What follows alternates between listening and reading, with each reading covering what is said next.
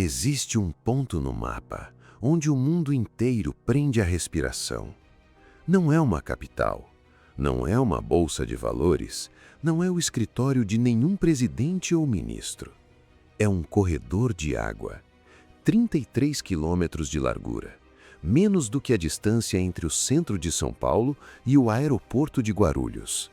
E por esse corredor passa todos os dias aproximadamente 21 milhões de barris de petróleo, cerca de 30% de todo o petróleo negociado por mar no planeta.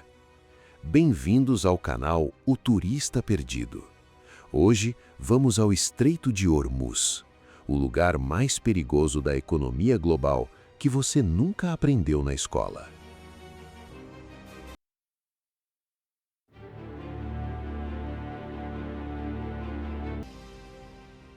Para entender Hormuz, você precisa primeiro entender a armadilha geográfica em que metade do petróleo do planeta foi construída.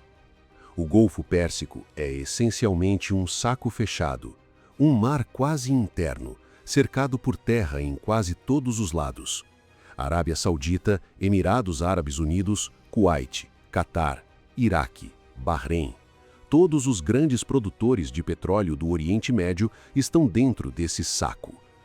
E existe apenas uma saída: o Estreito de Hormuz. Uma saída para toda aquela riqueza, para toda aquela energia. Mas há um detalhe que os mapas raramente mostram com clareza. As faixas de navegação dentro do estreito, os canais reais onde os navios trafegam, têm apenas cerca de 3 quilômetros de largura. 3 quilômetros de ida, 3 de volta, com uma zona tampão no meio. Num dos lugares mais estratégicos da Terra, os maiores navios de carga do mundo navegam numa faixa de asfalto imaginária mais estreita do que muitas rodovias estaduais. Um congestionamento aqui não é um transtorno, é uma catástrofe civilizatória.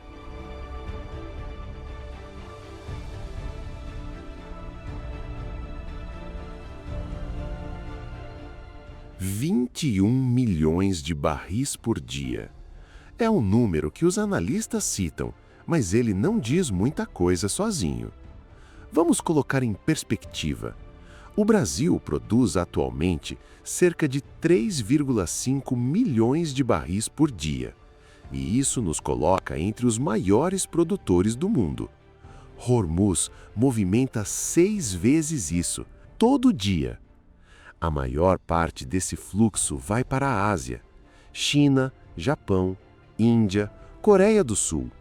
Cerca de 70% de tudo que passa por Hormuz termina em algum porto asiático.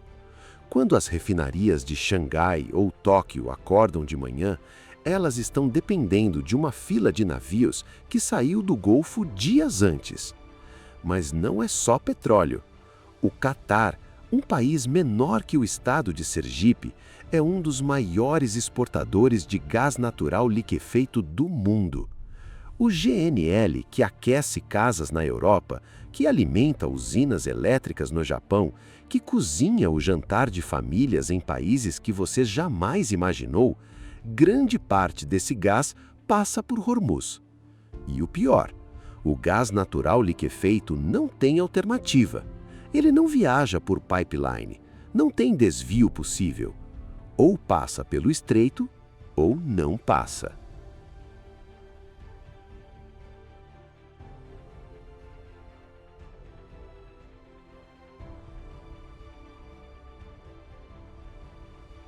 Há algo que a maioria das pessoas não sabe sobre essa região. No meio de toda essa geopolítica pesada, de toda essa tensão militar, existe uma ilha que parece ter caído de outro planeta. A Ilha de Hormuz, iraniana e absolutamente surreal. O solo aqui é vermelho, não o vermelho suave de um parque nacional brasileiro. Vermelho sangue, vermelho ferrugem, o vermelho do óxido de ferro puro. As falésias são laranjas, o chão parece pintado.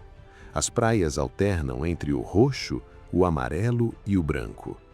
Os geólogos chamam de Ilha Arco-Íris, e o nome é literal. Mas tem mais. Os moradores locais usam esse pó mineral, chamado de geleque, para cozinhar. Eles misturam esse solo rico em minerais com farinha e óleo e produzem um pão tradicional. A culinária literalmente incorpora a geologia do lugar. 50 metros dali, um dos corredores mais militarizados e vigiados do planeta. Às vezes, a realidade não pede permissão para ser estranha.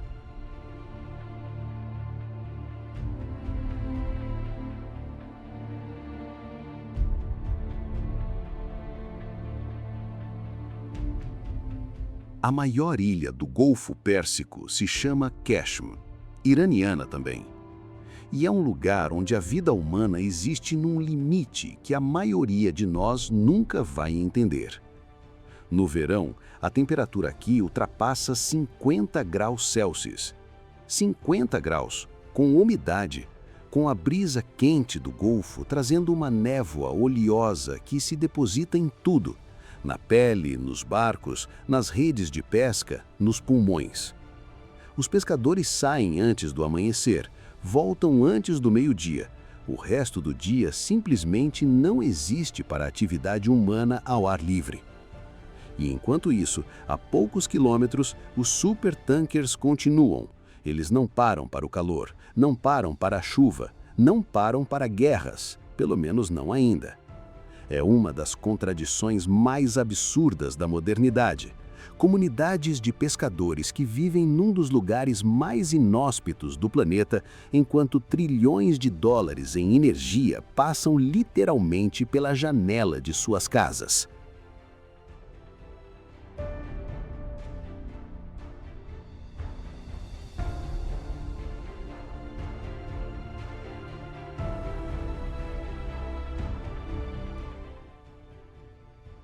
Para entender quem controla Hormuz, ou quem tenta controlar, é preciso entender uma rivalidade de décadas. De um lado, os Estados Unidos. A Quinta Frota Americana tem sua base no Bahrein, a menos de 300 quilômetros do estreito. O poder naval americano no Golfo é uma presença permanente desde a década de 1980. Porta-aviões, destruidores, submarinos. Do outro lado, o Irã. O Irã não tem a força naval dos Estados Unidos. Isso é um fato. Mas o Irã aprendeu, ao longo de décadas de isolamento e pressão internacional, algo que os estrategistas militares chamam de guerra assimétrica. A ideia é simples na teoria, brutal na prática. Você não precisa ser mais forte para ser perigoso. Você precisa ser imprevisível.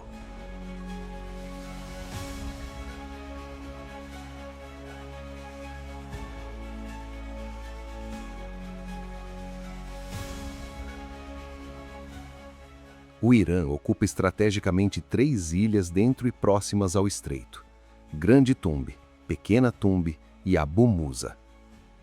A posse dessas ilhas é disputada pelos Emirados Árabes Unidos até hoje, mas o Irã as controla militarmente desde 1971 e não demonstra nenhuma intenção de devolvê-las. Por quê? Porque essas ilhas são, na prática, porta-aviões que não afundam, plataformas naturais elevadas acima do nível do mar, cobertas de radar, baterias de mísseis, sistemas de vigilância. Do alto dessas ilhas, o Irã tem linha de visão direta sobre praticamente todo o tráfego que passa pelo estreito. Cada navio que entra, cada navio que sai. Velocidade, direção, tipo, bandeira, tudo é visto, tudo é registrado. E não é só vigilância passiva. Essas posições abrigam sistemas de mísseis antinavio de longo alcance. Um navio de guerra americano navegando pelo estreito está, durante uma parte considerável do trajeto, dentro do alcance de sistemas de armas baseados nessas ilhas.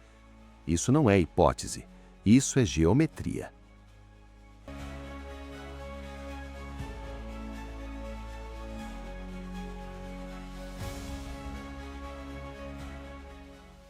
Mas as ilhas são só parte da estratégia. Enquanto a Marinha Americana investia em porta-aviões de bilhões de dólares, O Irã foi numa direção completamente diferente. Lanchas. Centenas de lanchas rápidas, armadas com mísseis guiados, organizadas em enxames. A lógica é brutal na sua simplicidade. Um sistema de defesa americano pode interceptar alguns projéteis ao mesmo tempo. Pode derrubar 10, 15, talvez 20 ameaças simultâneas. Mas e se chegarem 40, 60, de direções diferentes, em altitudes rasantes, no meio da noite?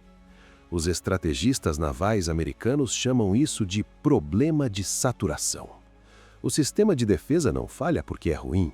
Ele falha porque foi projetado para uma lógica diferente, a de um inimigo que vai se comportar como você espera.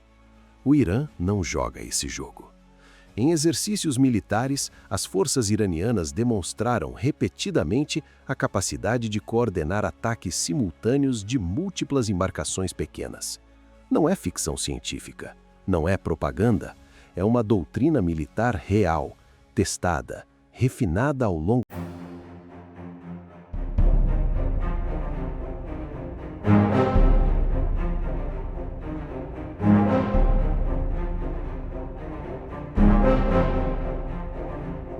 Tem uma coisa que praticamente ninguém mostra nos noticiários sobre Hormuz: as falésias.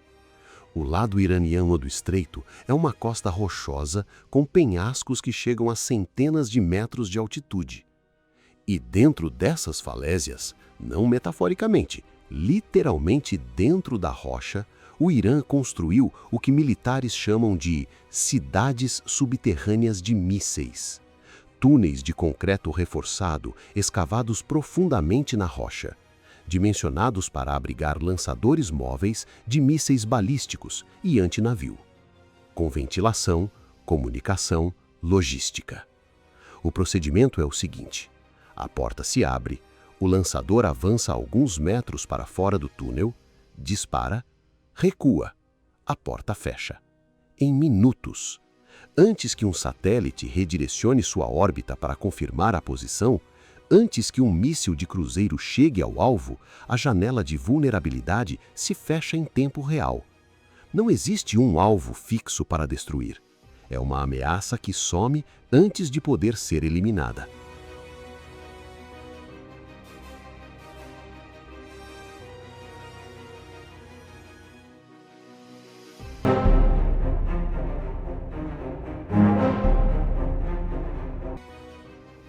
Uma mina naval.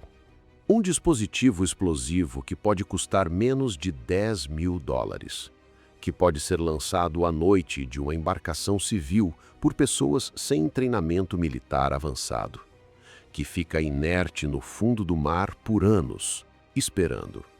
Em 1988, durante a chamada Guerra dos Tankers entre Irã e Iraque, uma única mina danificou seriamente o USS Samuel B. Roberts, uma fragata americana. 44 tripulantes feridos, o casco partido. Uma embarcação de guerra moderna, imobilizada por um objeto que custou uma fração infinitesimal do que o navio vale. Mas o impacto econômico de uma mina em Hormuz hoje seria de ordem diferente. Não é preciso afundar um navio. Basta confirmar a presença de uma mina no estreito. Uma única mina. E as seguradoras marítimas, Lloyd's of London, as grandes casas de resseguro, vão reclassificar a rota como zona de alto risco.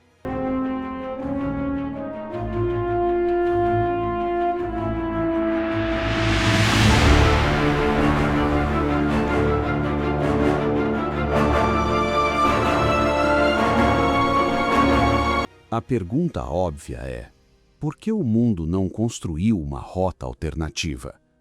A resposta é: tentaram, e a realidade não cooperou.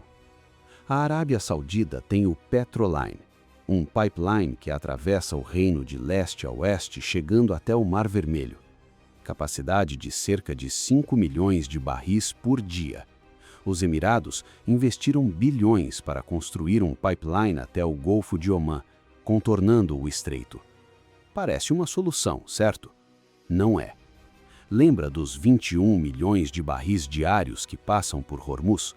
Todos os pipelines da região, operando ao máximo absoluto da capacidade física, conseguem redirecionar cerca de 20% desse volume. 80% do petróleo da região e virtualmente todo o gás natural liquefeito não tem para onde ir se Hormuz fechar. Não é uma questão de investimento insuficiente. Não é uma questão de vontade política.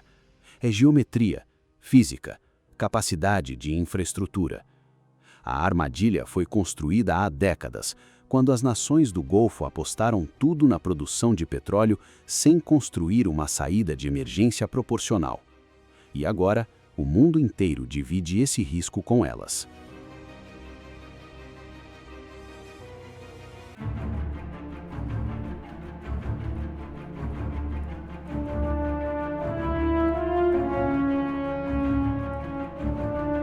Já foi palco de guerra, mais de uma vez. Durante a guerra Irã-Iraque, nos anos 1980, o que ficou conhecido como a Guerra dos Tankers transformou o Golfo Pérsico num campo de batalha naval.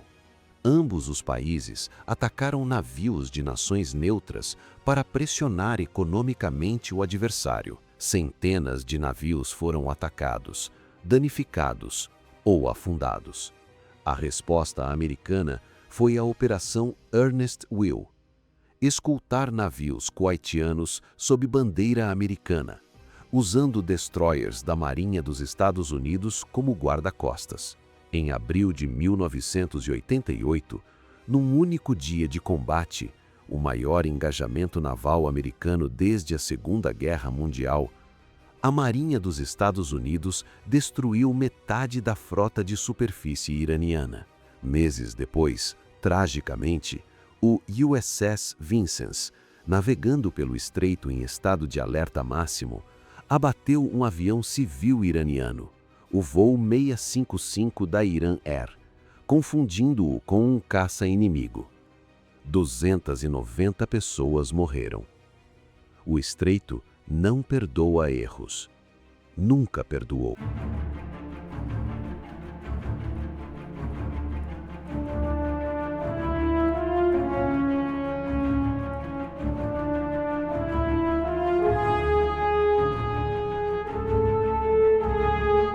O Estreito de Hormuz voltou a ser palco de tensões agudas. Navios foram apreendidos, outros foram danificados por explosivos, mísseis, drones, minas. A atribuição de responsabilidade virou um jogo político global, com os Estados Unidos e Reino Unido apontando para o Irã e Teherã negando ou guardando silêncio. Em 2020, após o assassinato do general Qassem Soleimani por um drone americano em Bagdá, o Irã ameaçou fechar Hormuz. Os mercados de petróleo reagiram imediatamente, não porque o estreito tenha fechado, mas porque a possibilidade existiu por alguns dias como algo real. É assim que Hormuz funciona, não pela guerra declarada, pela guerra de nervos permanente. A ameaça não precisa ser...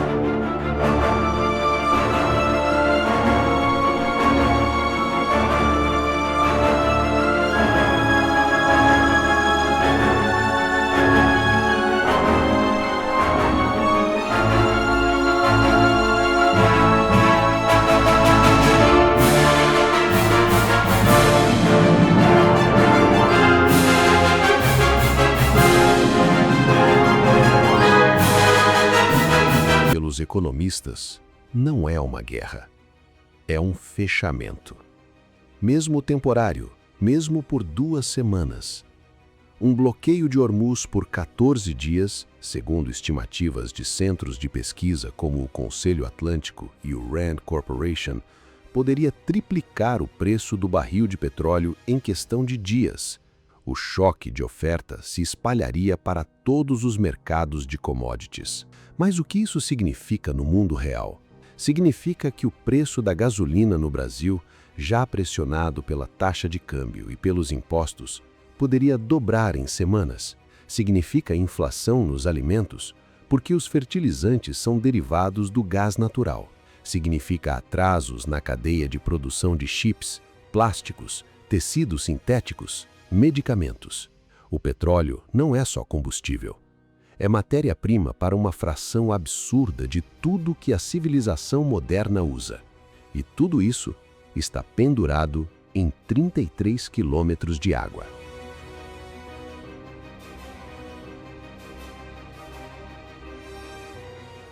Existe, em algum lugar que você nunca vai visitar, uma sala onde alguém está olhando para o Estreito de Hormuz agora.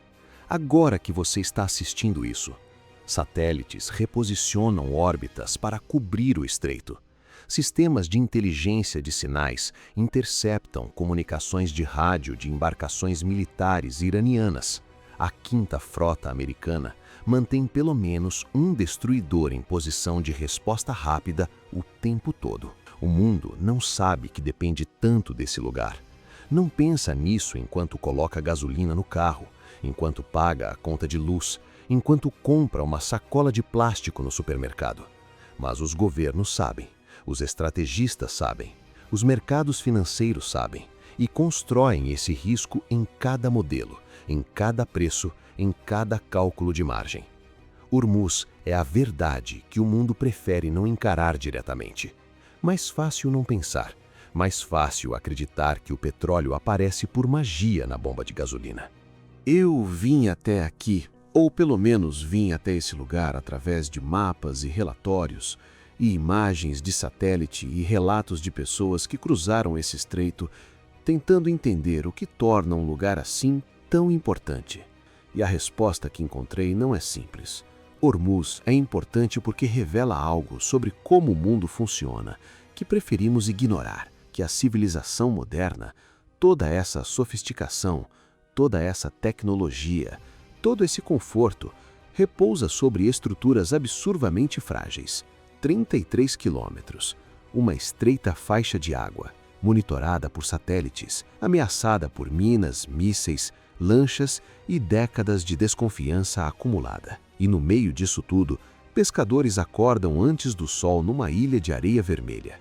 Misturam pó de rocha com farinha, fazem pão. A vida acontece nos lugares mais impossíveis. Se você chegou até aqui, obrigado. Sério. Esses lugares que o mundo esquece ou que o mundo teme demais para olhar diretamente são o que nos move aqui no O Turista Perdido. Se você ainda não se inscreveu no canal, faça isso agora. Cada semana, a gente vai a um lugar diferente que o mapa não explica direito.